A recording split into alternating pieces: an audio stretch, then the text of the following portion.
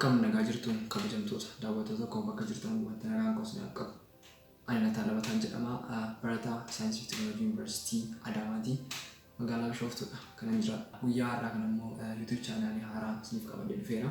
Isa dura garuu namoonni baay'een kallattii garaagaraatiin kallattii Feesbuukii, Telegiraamii fi sooshaal miidiyaa garaagaraatiin gaaffii garaagaraadha kan na gaafachaa turtan akkamitti waa'ee saayinsii fi teekinooloojii kanarratti hirmaattee kana malees akkamitti dorgommii kana keessa galtee amma sadarkaa kanarra akkamitti geessee kan jedhu yaada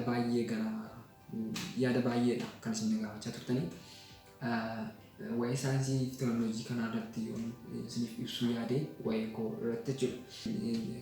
Waa'ee keessuma kootiidha dur yeroo ijoollummaa kootii kaasee waa'ee teekinooloojii kana fedhii kanan qabu ture. Fakkeenyaaf yoon isin fudhadhee ijoollummaa kootii naannoo kutaa 2 kutaa 3 kan of yaadadhu injiinariin ta'a kan jedhu keessuma kootii durii kaasee jechuudha. Maaliif keessa koo kan jiru kan akka innoveeshinii garaagaraa kalaqa garaagaraa hojjechuu irratti yeroo ijoollummaa kootii kaasee keessa koo ture wanta akkasiif jechuudha. Kanaaf keessatti hirmaachuudhaaf yeroo hundumaa hawwii koo ture.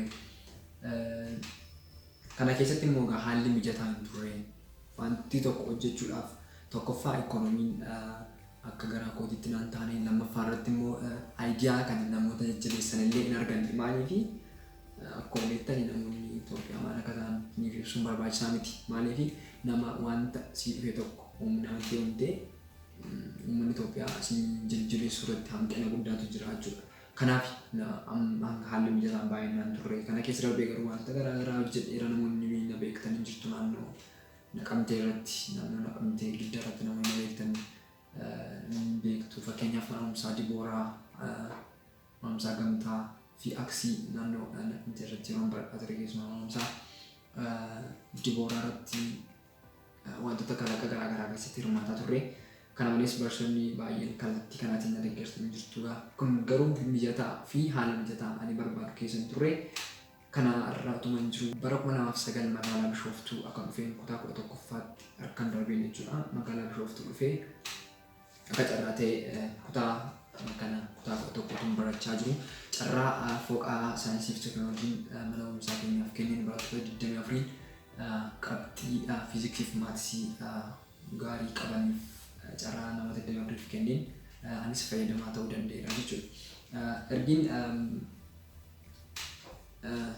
Ergiin dhaabbata saayinsii fi teekinooloojii fooqaa kana ganeetii torban 10f leenjii waa'ee roobootiksii irratti nuuf kennanii. Roobootiksii sana irratti nuuf kennaa turanis first Lego electric truck jedhama. Bal'inaan waa'een kanaa maal akka ta'e sagantaa tokko isiniif qopheessee piroojeektii tokko irratti isiniif dhiyeessaa jechuudha. Nus ergii leenjii gaafanneetii piroogiraamingii mataa keenyaa attaachimentoota garaagaraa fayyadamuudhaan kana malees wanta baranne gara hojiitti jijjiirree kana fi kanneen kilaasii keessatti baranne illee fiiziksii maatisii wajjin wal qabatan fayyadamuudhaan kan nuti hojjetaa turre jechuudha. Yeroo gara dorgommiitti galles hiriyaa koo Rooberaa Taaddasaa kan jedhamu wajjin lamaan wanta hojjetamuuf lamaan isaa wajjin hojjennee piroojeektii kanaa jechuudha. Waaqayyoon nu gargaaree piroojeektii kanarrattis sadarkaa tokkoffaadhaan xumuruu dandeenyeerra akka fooqaatti jechuudha. Piroojeektii kanaanis itti fufnee naashinaal saayinsii feerii magaalaa Finfinneetti qophaa'een irratti ammas waaqayyoon nu gargaaree sadarkaa tokkoffaadhaan akka Itoophiyaatti mo'achuu dandeenyeerra. Kanaanis piroojeektii kanaan jechuudha akka Itoophiyaatti mo'achuu dandeenyeerra. Achittis badhaasa argannee jira.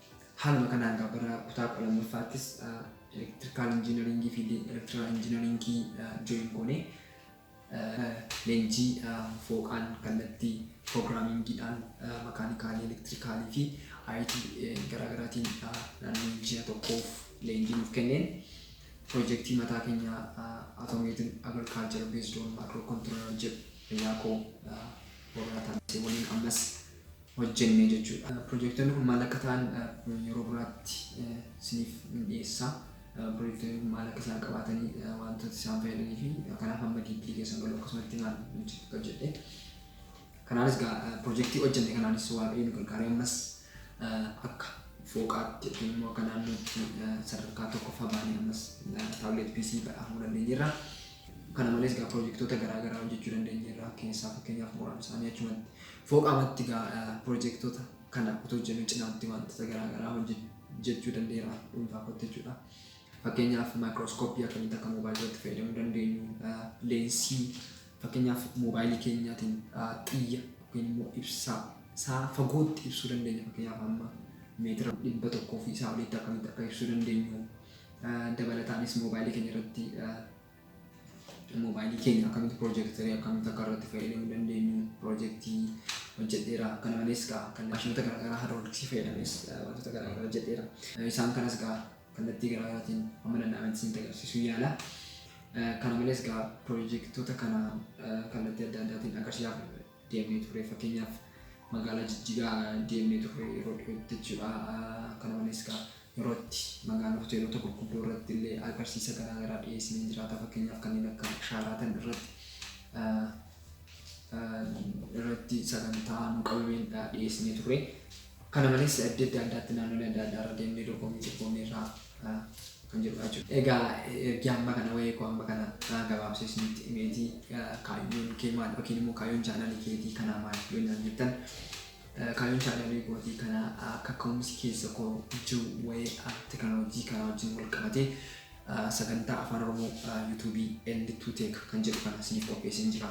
Anis maalidha yuutuubiin kan hojjetu kan jedhu immoo uummata keenya kallattii garaagaraatiin kallattii teekinooloojiin wajjin wal qabateen akkamitti fayyadu yookiin immoo akkamitti gargaara jedhee waan ani yaadee fi kunis maaliif teekinooloojiin lafee dugdaa diinagdee biyya keenyaa waan ta'eef wanta kanatti yoo sabni keenya fayyadame kallattii garaagaraatiin fayyadamaa jiraata jedhee waan yaadee fi maaliif lammiin yookiin immoo biyyoonni guddatan lafeen dugdaa isaanii teekinooloojii irratti dhaabbataniitiin Gaanis kallattii teekinooloojii kanaan isin gargaaruudhaaf yuutuubii kana isiniif banee jira jechuudha.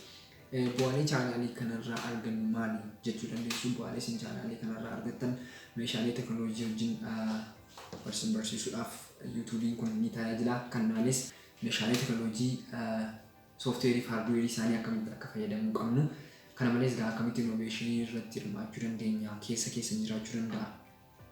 Innoveeshinii kana akkamitti akka guddifachuu dandeessan irrattis yaadota garaagaraa qabatee kan isiniif dhiyaatudha.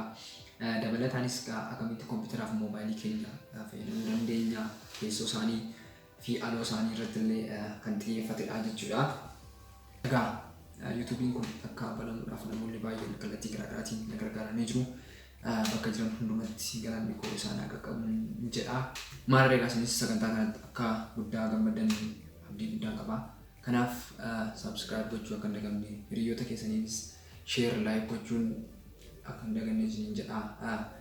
Maqaa yuutuubii keenyaa akkuma jalqaba isinitti hime L2Tech jettanii sarchii yoo gootan isiniif fida. Kallattii sooshaal miidiyaa keenyaatiinis feesbuukiidhaan L2Tech kan jedhuu fi telegiraamii keenyaan immoo L2Tech jettanii sarchii yoo gootan isiniif fida jechuudha. Kallattii kanaan hordofuu dandeessu. Yeroo itti aanutti immoo magaalaa Bishooftuudha kan qabadhee isiniif dhiyaadhu yeroo gabaabduu yeroo dhiyoo keessatti. Magaalaan Bishooftuu maal akka taate, magaalaan Bishooftuu maal akka qabdu, kana malees magaalaan Bishooftuu keessa wantoota magaalaa Bishooftuu keessatti wantoota uumamaan argaman babbareedoo ta'an waan baay'ee qabadhee isiniif dhiyaadha. Akka isin jalan dabarree subscribe gochuu akka hin daganne yeroo dhiyootti eeggadhaa. Baay'ee galatooma.